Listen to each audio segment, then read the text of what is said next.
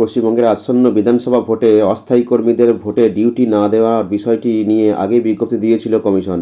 আর এবার নিরাপত্তা ব্যবস্থা নিয়ে আরও এক ধাপ কড়া অবস্থান নিল কমিশন। নির্বাচন সংক্রান্ত কাজে সিভিক ভলেন্টিয়ার, গ্রিন পুলিশ বা ভিলেজ পুলিশ ব্যবহার করা যাবে না বলে এক নির্দেশিকায় জানিয়ে দিয়েছে জাতীয় নির্বাচন কমিশন। ভোট গ্রহণের 72 ঘন্টা আগে এবং ভোট গ্রহণের 24 ঘন্টা পর পর্যন্ত তাদের ইউনিফর্ম পরা অবস্থায় কোনো রকম কাজে তাদের ডিউটি করানো যাবে না বলে জানিয়ে দিয়েছে কমিশন।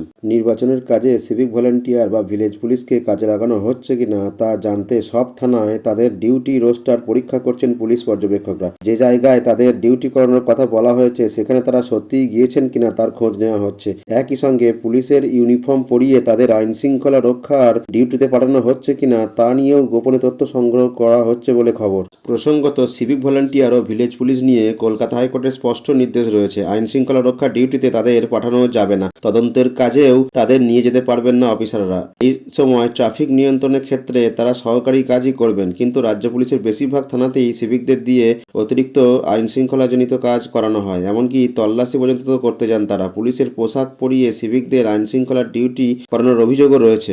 এবারের ভোটে সিভিকদের প্রতি বিশেষ নজর রয়েছে কমিশনের। সেই কারণে বিভিন্ন থানায় গিয়ে পুলিশ পর্যবেক্ষকরা খোঁজ নিচ্ছেন সংশ্লিষ্ট থানায় কতজন সিভিক রয়েছেন। মনোনয়ন জমা দেওয়ার জায়গায় বা আইন শৃঙ্খলা রক্ষায় যে পুলিশ অ্যারেঞ্জমেন্ট থাকছে তার মধ্যে কোনো সিভিক আছেন কিনা তা খুঁটিয়ে পরীক্ষা করছেন তারা। কোনো কোনো জায়গায় পুলিশ পর্যবেক্ষকরা আবার আইন শৃঙ্খলা রক্ষার ডিউটিতে যুক্ত পুলিশ কর্মীদের সিসিটিভি ক্যামেরার ফুটেজ পর্যন্ত চাইছেন। তা দেখে তারা বুঝতে চাইছেন খাতায় কলমে না থাকলেও বাস্তবে কোনো সিভিককে দিয়ে এই কাজ করানো হচ্ছে কিনা।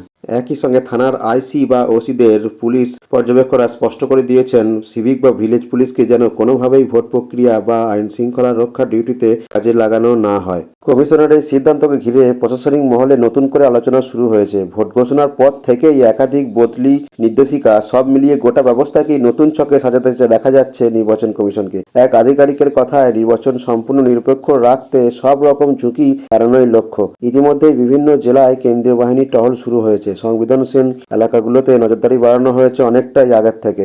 এই পরিস্থিতিতে স্থানীয় স্তরের বাহিনীর উপর নির্ভরতা কমিয়ে আরও নিয়ন্ত্রিত ব্যবস্থার দিকে ঝুঁকতে চাইছে কমিশন। আপাতত এই আপডেটটুকু আমি আপনাদের সঙ্গে শেয়ার করলাম। নির্বাচন সংক্রান্ত আরও অন্যান্য আপডেট পেতে চ্যানেলটিকে অবশ্যই সাবস্ক্রাইব করবেন এবং পাশে থাকা বেল আইকনটি প্রেস করবেন সমস্ত ধরনের ভিডিওর আপডেট আপনাদের কাছে পৌঁছে যাওয়ার জন্য। আপনারা মূল্যবান মতামত কমেন্ট বক্সে লিখে জানাবেন আর ভিডিওটিকে প্রচুর পরিমাণে লাইক এবং শেয়ার করবেন। ধন্যবাদ।